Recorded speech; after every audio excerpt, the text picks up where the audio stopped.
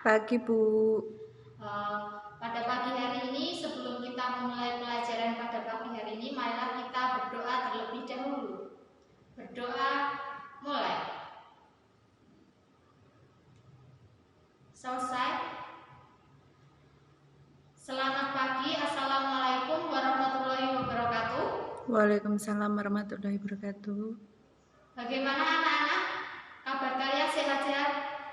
Ya? Sehat, Bu. Baiklah, alhamdulillah semua pada sehat semua.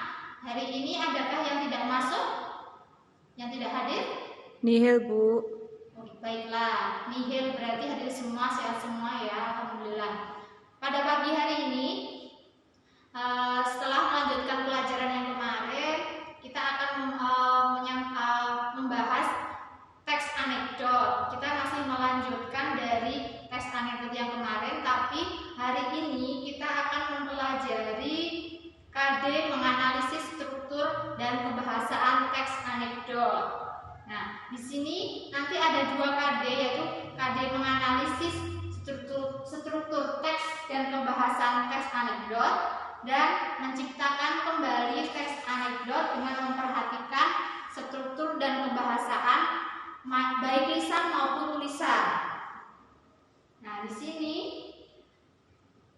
nanti kalian akan, tujuan pembelajaran ini adalah kalian mampu menganalisis, yaitu mengidentifikasi struktur dan kebahasaannya, serta menentukan ciri-ciri kebahasaannya dan menjelaskan isi teks anekdot. Nah, di sini kalian membaca dulu terlebih dahulu. Kita akan sekedar mengingatkan bagaimana macam-macam struktur teks anekdot. Nah, kemarin masih ingat ya pengertian teks anekdot itu apa?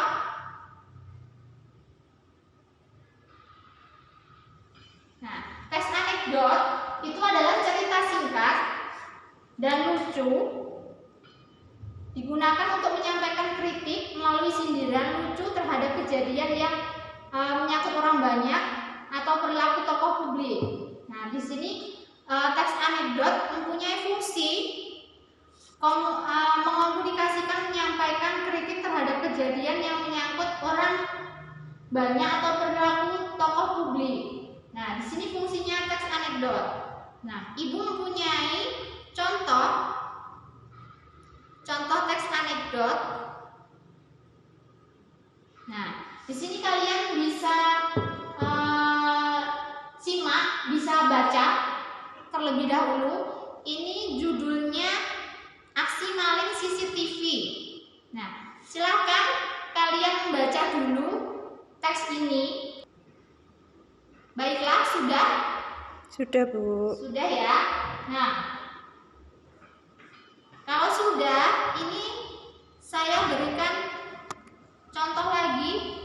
Contoh mengidentifikasi struktur teks anekdot itu ada struktur anekdot ada apa aja? Ada abstraksi, ada orientasi, ada krisis, ada reaksi, dan juga koda. 5 struktur tersebut harus ada di dalam teks anekdot. Itu wajib. Jadi abstrak itu biasanya pendahuluan yang menyatakan latar belakang, gambaran umum tentang isi suatu teks. Yang kedua, orientasi itu merupakan bagian cerita yang mengarah pada terjadinya suatu krisis, nanti adanya konflik dan peristiwa utama, itu di orientasi. Sedangkan di krisis nanti akan ada kelihatan inti peristiwa teks anekdot tersebut. Nah, setelah krisis nanti akan ada reaksi. Itu reaksi dari tanggapan respon dari seorang tokoh di situ bisa ditemukan di reaksi. Nah, yang terakhir itu koda. Koda itu penutupan penutup atau kesimpulan pertanda berakhirnya cerita tersebut. Nah, itu koda. Jadi kelima hal ini harus ada di struktur di teks anekdot. Nah, ini ada contoh yang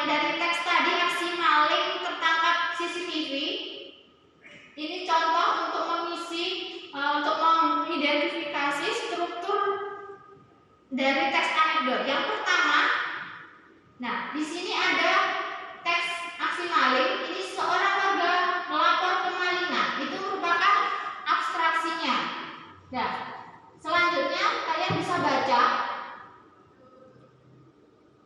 Ada abstraksinya, orientasinya, krisis, reaksi, dan koda.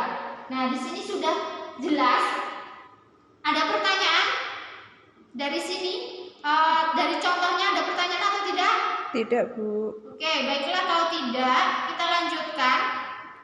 Ini mengenai menganalisis struktur dan kebahasaan teks anekdot. Menganalisis struktur itu ada 5. Yang pertama biasanya menggunakan kalimat yang menyatakan peristiwa masa lalu. Yang kedua menggunakan kalimat retoris, kalimat yang tidak membutuhkan jawaban. Yang ketiga menggunakan konjungsi atau kata penghubung. Sedangkan yang keempat menggunakan kata kerja biasanya. Yang kelima menggunakan kalimat seru. Nah, ini menjadi ciri-ciri kebahasaan teks anekdot itu ada 5 ini. Nah, di sini Ibu akan mencontohkan menganalisis ciri teks kaidah kebahasaannya. Judulnya teks kisah pengadilan tindak pidana korupsi. Nah, di sini diterangkan banyak sekali ada unsur kebahasaan, yaitu kalimat yang menyatakan peristiwa masa lalu.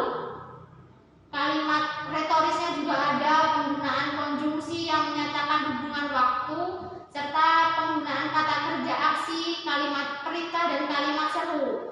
Nah, di sini ada contoh kalimatnya masing-masing yang merupakan ciri-ciri tersebut sudah dipetakan, jadi lebih mudah.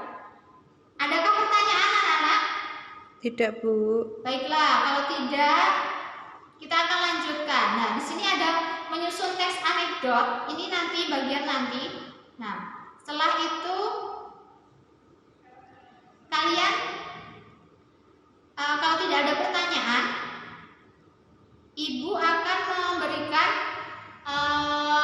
latihan lembar soal, latihan untuk mengerjakan di lembar kerja peserta didik. Nah, di sini kalian bisa menemukannya di Google Classroom nanti atau di WhatsApp, nanti bisa diunduh. Tapi di sini bisa saya berikan contohnya, print out-nya ya.